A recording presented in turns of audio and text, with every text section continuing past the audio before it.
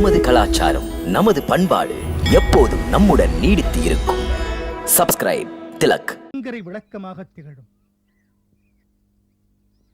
மைந்தா, கங்கையும் யமுனையும் சங்கமமாகின்ற இடத்தின் புனித பெருமை, மகத்தான மகிமை நிறைந்த அமைதியான சூழ்நிலையில் நீயும் உன் மனைவி சீதையும் உன் உயிருக்குயிரான தம்பி லட்சுமணனுடன் இந்த எளிமையான இடத்தில் உரிமையோடு இருந்து விடுங்கள். அன்பு கூர்ந்து மன்னியுங்கள். இங்கே தங்கிவிடுவது அனுகூலமாக ஈராது. ஏன் மைந்தா? இயற்கையின் புனிதம் ஒவ்வொரு அணுவிலும் பொதிந்திருக்கும் இடம் இது. ஏன் மறுக்கிறாய்? அயோத்தியின் எல்லைப் பகுதி இங்கிருந்து அருகாமையில்தான். மக்களுக்கு தெரிந்து அங்குள்ள அனைவரும் என்னை காண இங்கு நின்றால் தமது ஆசிரமத்தின் அமைதியும் பாழ்படும், நான் கொண்ட பயணத்தின் லட்சியமும் தடைப்படும். அதனால் எங்களுக்கேற்ற இடமாக ஏதாவது இருக்குமானால் சொல்லுங்கள். இங்கிருந்து 10 காத தூரம் போனால் சித்திரக்கூடம் என்ற ஒரு புனிதமான மலை. அது வனப்பும் வளமும் நிறைந்தது. அவ்விடத்தில் ஆன்மீக பசியுள்ள பலர் தவம் புரிந்து கொண்டிருக்கிறார்கள். அங்கு போவது உச்சிதமானது. சித்திரக்கூடத்திற்கு எந்த வழியாக செல்ல வேண்டும் முனிவரே? ராமா, இவ்வழியாக நீ போவதானால் பாதையும் நல்ல முறையில் இருக்கும். போகும் வழியில் நீ யமுனையை கடக்க வேண்டும். அங்கு உனக்கு படகு கிடைக்காது. குகன் உன்னோடு இருக்கிறார். சிந்தனை எதற்கு? மூங்கிலால் ஒரு படகு செய்து கொள். அதன் பிறகு படகிலே சென்று அக்கரை சேர்ந்தால் சியாமம் என்ற பெயரில் ஒரு ஆலமரம் இருக்கிறது. அதனுடைய நிழலில் பல சித்த புருஷர்கள் தவம் புரிந்து கொண்டிருக்கிறார்கள். அது கண்ணுக்கு தெரியாது. அவர்களை வணங்கி அவர்கள் வாழ்த்துக்களை பெற்றுக்கொள். அவ்வழி உன்னை சித்திரக்கூடத்தில் சேர்த்துவிடும். ராமா, நீ போகும் வனவாசம் அகிலத்தின் நலன் கருதி நிகழ்வது. ஆம், முனிவர்களின் நெஞ்சம் ராமனுக்கு ஜெயமென்று வாழ்த்துகிறது. உங்கள் அருள் முனிவரே.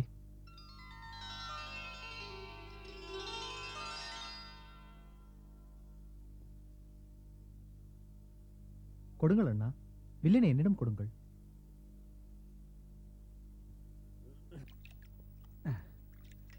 உங்களுக்கு ஏன் சிரமம்? நான் செய்கிறேன். சரி. ராசா, பொறுக்கி பொறுக்கி நல்ல மூங்கிலா பார்த்து படவை கட்டிட்டேன். இந்த படவை நம்பி பத்திரமா போகலாம். நானும் வாரேன். நல்லது நண்பனே, பொறுப்போடு எனக்கு உதவி செய்தாய். உதவி புரிந்ததற்கு எனது நன்றி. யமுனையை கடந்து நாங்கள் செல்கிறோம்.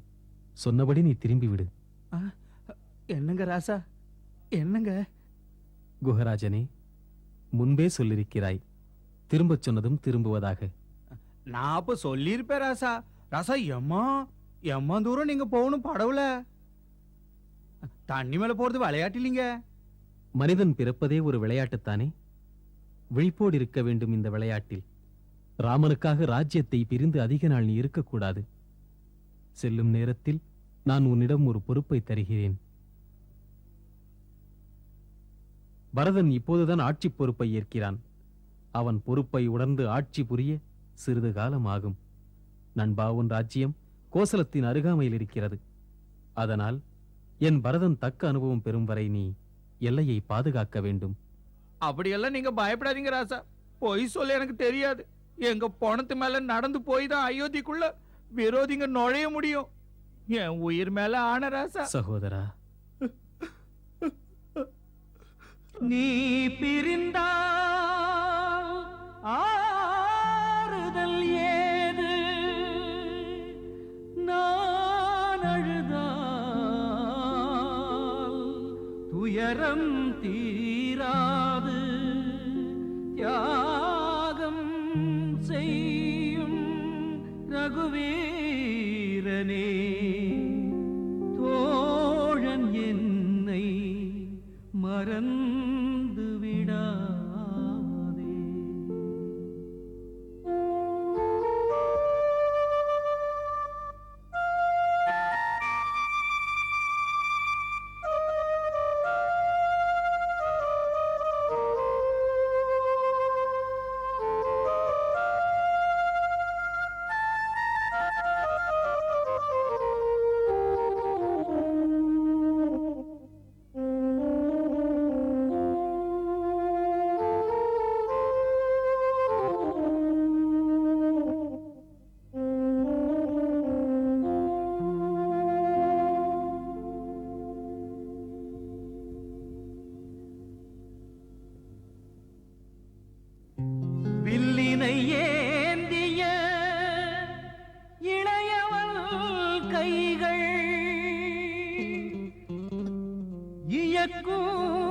படகு செல்லும் நதியில்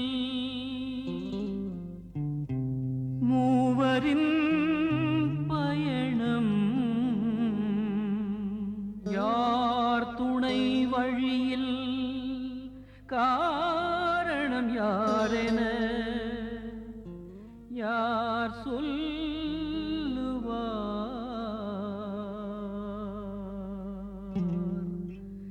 காரணம் யாரென யார் சொல்லுவார் யார் சொல்லுவார்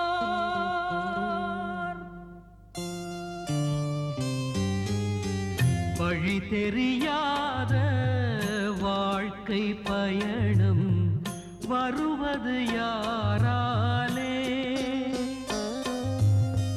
ஜனகரின் மகளும் ராமலக்ஷ்மணரும் ஏற்றது எதனாலே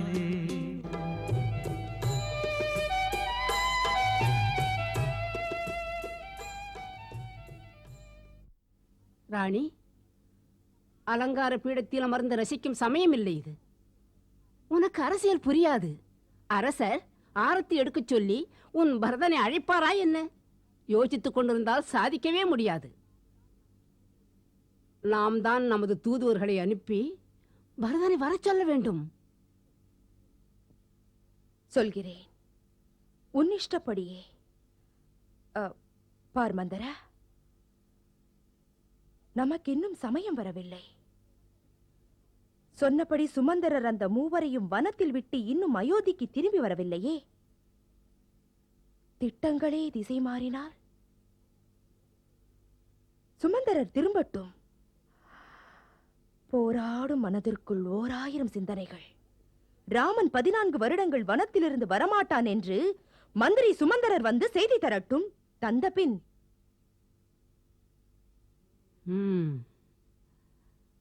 என்னையும் மிஞ்சுகிறாய்.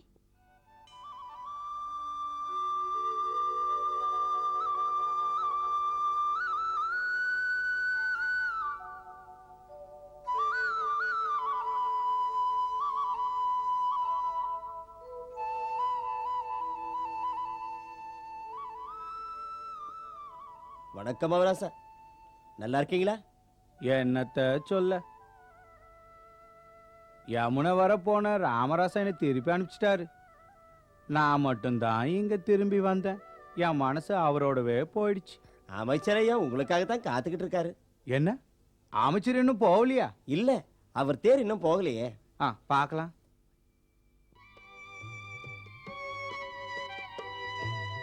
ராமன் இல்லாமலே நான் மட்டும் போகவோ, ஜீவன் இல்லாமலே தேர் கொண்டு போகவோ. மன்னனின் நெஞ்சினில் வேல்படுமே, அவர் கண்களை வேதனை தீசுடுமே. பாசத்தின் கேள்விகள் பார்வையே சொல்லும், பார்வைக்கு யாரே பதில் சொல்ல முடியும்? யார் பதில் சொல்ல முடியும்? யார் பதில் சொல்ல முடியும்?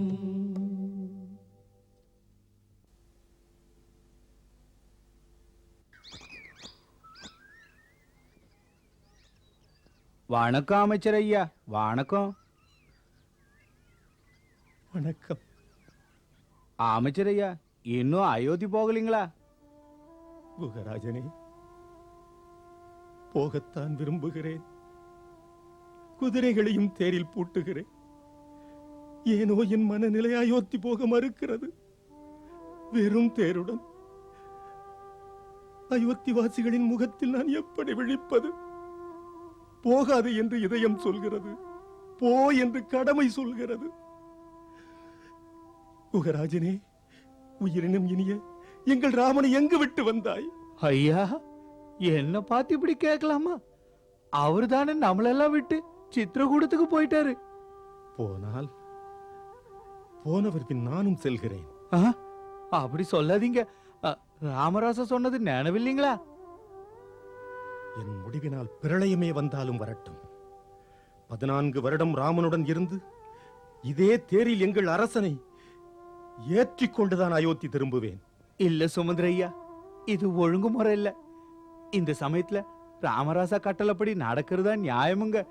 இல்லைன்னா அயோத்தி மக்களுங்க ராசா ராமனுக்காக இங்கேயே தங்கிடுவாங்க. பெரிய குழப்பமாயிடும். இப்பவே அயோத்திக்கு திரும்புங்க. முடியாது. அப்படி சொல்லாதீங்க. மனச மாத்திக்கிட்டு நீங்க அயோத்திக்கு திரும்பணும். மாட்டேன். ஐயா மறுக்காதீங்க. இப்போ ராமராசா மேல ஆணை. அயோத்தியாவுக்கு போயிடுங்க அமைச்சரையா. போகலன்னா ராமராசா வேதனைப்படுவாரு. அத்தோட மவராசா தசரதரை ஏமாந்துருவாரு. இப்போ அவருக்கு உங்க துணை ரொம்ப அவசியமுங்க. சின்ன மனுஷன் பெருசா பேசுற, மனசுல வச்சுக்காதீங்க. எதுக்கு நீங்க போய்தான் ஆகணும் அமைச்சரையா. அலட்சியம் பண்ணாதீங்க. வாங்க ஐயா, வாங்க.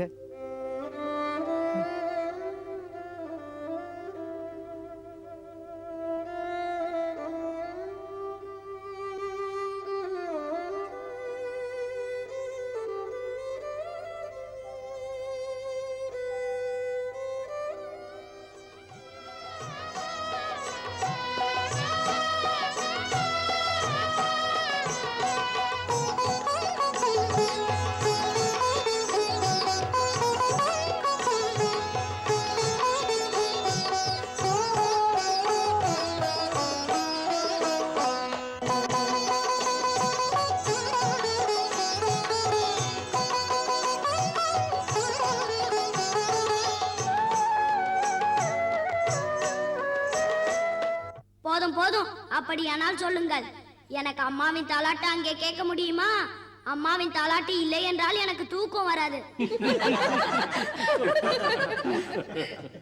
உனக்கு நான் தாலாட்டு பாடுவேன்.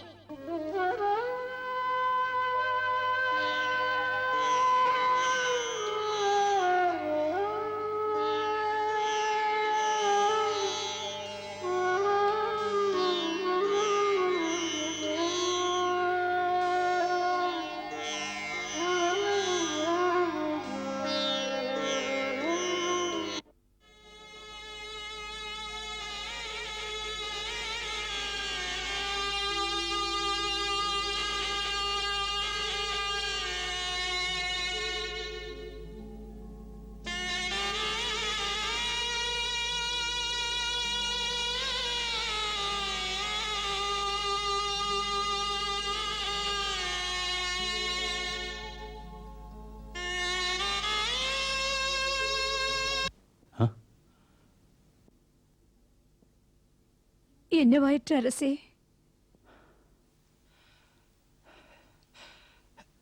கௌசல்யா, ராமன் சுமந்தரருடன் வருகிறான்.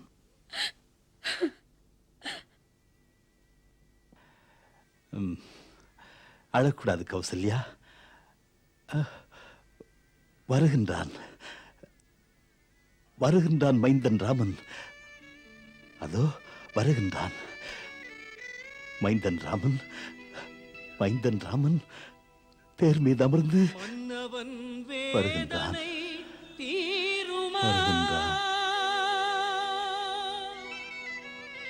மைந்தனை கண்கள் பார்க்குமா? இமைகள் தேடும் கண்கள் எங்கே? கண்மணி ராமன் எங்கே?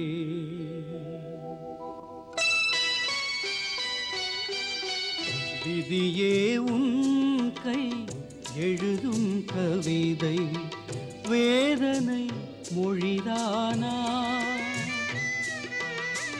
கண்மணி ராமன் காட்டினில் நடக்க விடுவதும் முறைதானா? கண்மணி ராமன் காட்டினில் நடக்க விடுவதும் முறைதானா? விதியே உன் கை எழுதும் கவிதை வேதனை மொழிதானா?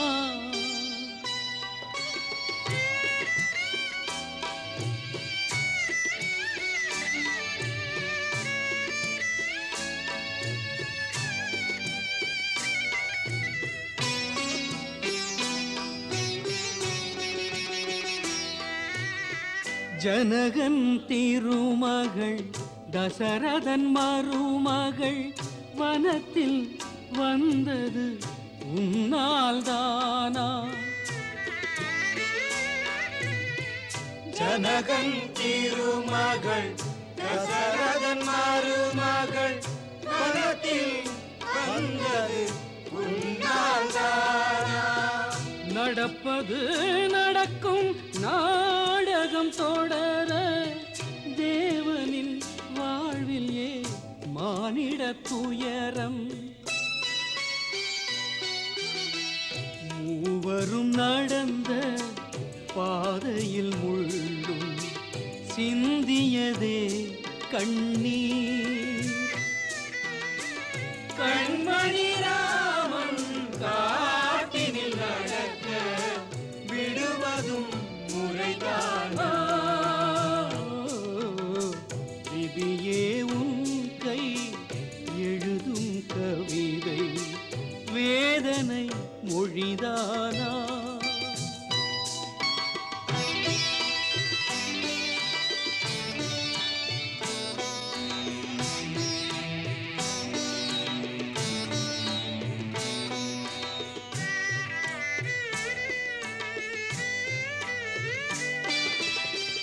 கல்லிலும் மண்ணிலும் காவலர் செல்வங்கள் மெல்ல நடந்து செல்லும் கோலம் பாரி. அண்ணன் ராமனின் தாமறிந்து தண்ணீர் தந்திடும் தம்பியின் பாசம். பிரபுவின் பாதம் சிந்தும் ரத்தம் விஷ்ணுவின் பாத கங்கை நீரோ. அரண்மனை விருந்தாய் ஆரண்ய கனிகளை அமுதாய் அருந்தினனே. கண்மணி ராமன் காட்டினில் நடக்க விடுவதும் முறைதானா? விதியே உன் கை எழுதும் கவிதை வேதனை மொழிதானா? கண்மணி ராமன் காட்டினில் நடக்க விடுவதும் முறைதானா? கண்மணி ராமன் காட்டினில் நடக்க விடுவதும் முறைதானா? இனிமேலும் இங்கிருக்க மனமில்லை. அயோத்தி செல் என்று மனம் சொல்கிறது. அண்ணல் ராமனை பார்க்க ஆவலாய் இருக்கிறது. தாத்தா வந்து விட்டார். வணக்கம் தாத்தா. நீடூழி வாழ்க, நிலம் போற்ற வணக்கம் வாழ்க. மாமா. வான்புகழ் பெருக, வளம் பெருக. உனக்கு மாமன் மாளிகை பிடிக்கவில்லையா? தாய் வழி உறவு உறவில்லையா? இங்கு உனக்கு வசதி இல்லையா? இல்லை அன்னையின் நினைவு வந்து விட்டதா? உண்மையை சொன்னால் ராமன் நினைவு வந்துவிட்டது. ஓஹோ, இந்த மாமன் நினைவு வரவில்லை. அப்படி இல்லை. என் மாமனின் பாசப்பிணைப்பில் என்னையே மறக்கிறேன். மறந்தாலும் விளக்கமாக சொல்கிறேன். பரதண்ணாவுக்கு எப்பொழுதுமே அன்புக்குரிய எங்கள் அண்ணன் ராமன் மீதுதான் நினைவு. அண்ணன் தம்பி பாசம் இப்படித்தான் இருக்க வேண்டும். அந்தரங்க பாசத்துக்கு ராமனும் பரதனும் தான் இலக்கணம். இலக்கணமும் காவியமும் தெரியாது.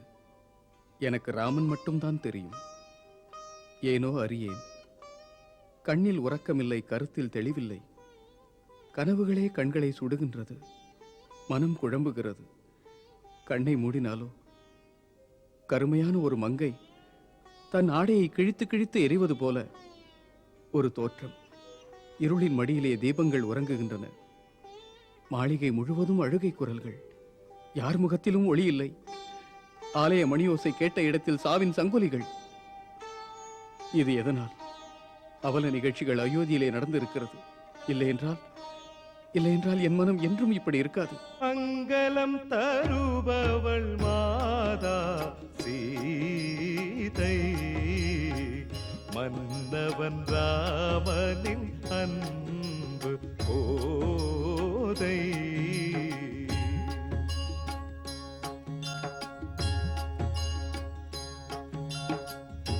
சீதாராமன் புனித கதை கேளீரே மதுரம் மிகுந்த அனுபவம் பெற மாறீரே